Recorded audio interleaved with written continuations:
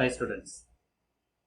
Now we are going to see the second part of the first chapter of Business Studies for third standard. In this part we are going to discuss the nature and functions of management. Nature and functions of management. In the last part we have discussed the features of management and concept of management. Here, what are the nature of management? See, management in its appearance looks like many things. We cannot say that management specifically it has the characteristics of a specific type of things, or it is looking like this one or looking like that one. But on an overall basis, we categorize the nature of management into three groups or categories. They are, first one, management as an art. Management as an art. Management, sometimes it looks like art. And in some way we can say that management is a science. And at last we can say that it is like a profession also. So management has three nature: management as an art, management a science, it looks like a profession. So first of all we are going to discuss management is an art. Before discussing how management is an art, we have to see that what is art. Art we can simply define as it is the personalized application of theoretical knowledge gained by a person, or it's application of theoretical knowledge earned by a person in his own ways. That is what is personalized application of theoretical knowledge. So what are the features of an art? So here we are going to see that what are the features of an art, and these features are there for management or not. Then only we can say that management is an art or not. First one, the first feature of art is there is an existence of theoretical knowledge. So theoretical knowledge is there. That means certain knowledge should be there for the existence of art.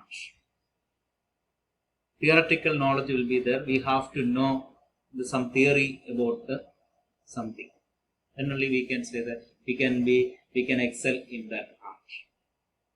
Then next one is personalized application. That knowledge we earned will be applied in our own ways. Then we will do that work in an artistic way. If we do the work in our own ways by using the theoretical knowledge, that work is called as an art work. So we apply the gained knowledge in our own ways. That individual difference will be there.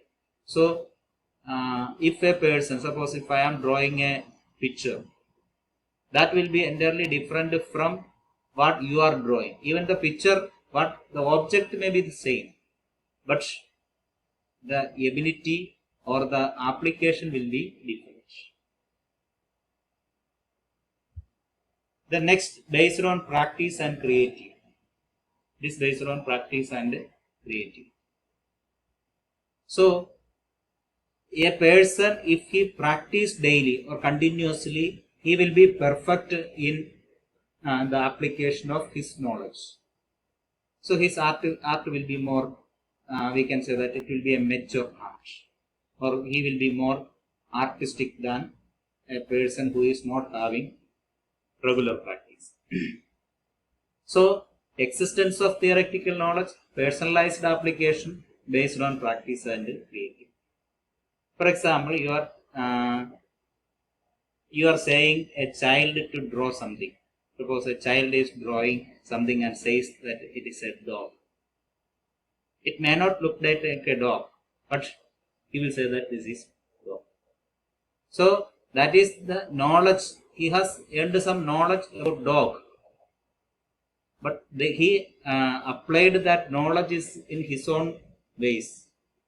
Then later on in his practice, after continuous practice, he may be able to draw a dog in a more perfect manner. So that is the speciality of art.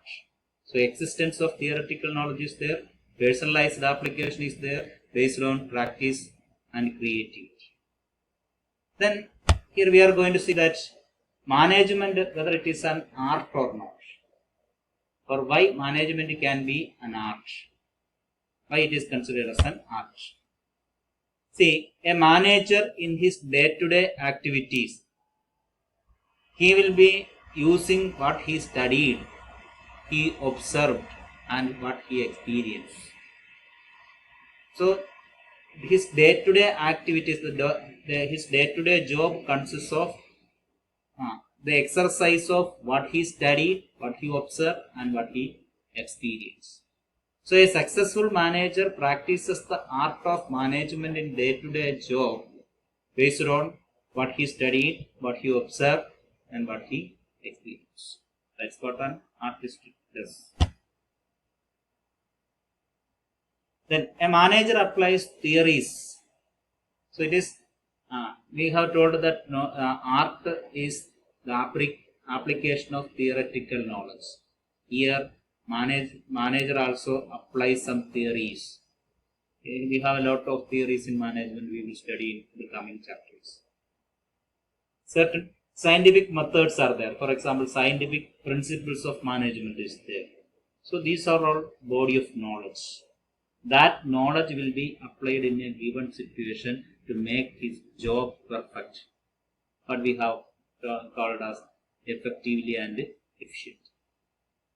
Then manager applies acquired knowledge. What he acquired will be applied in a personalized manner.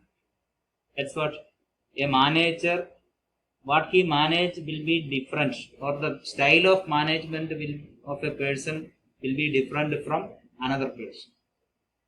Style of a manager will be different from another person. A simple example, a teacher who is teaching in your class, that cannot be matched with the teaching of another teacher. Differences will be there, individual differences will be there. So, there the knowledge may be the same, but the way of expressing that knowledge will be different. So, management, we can say that it is an art. Then, management says that it's a science. How it is a science? What is science? Science is the application of knowledge, or science is a body of knowledge based on practice and experimentation, or it is backed by certain scientific principles. It can be tested. These principles are proven, that can be tested. So what are the features of science? Systematic body of knowledge is the speciality of science.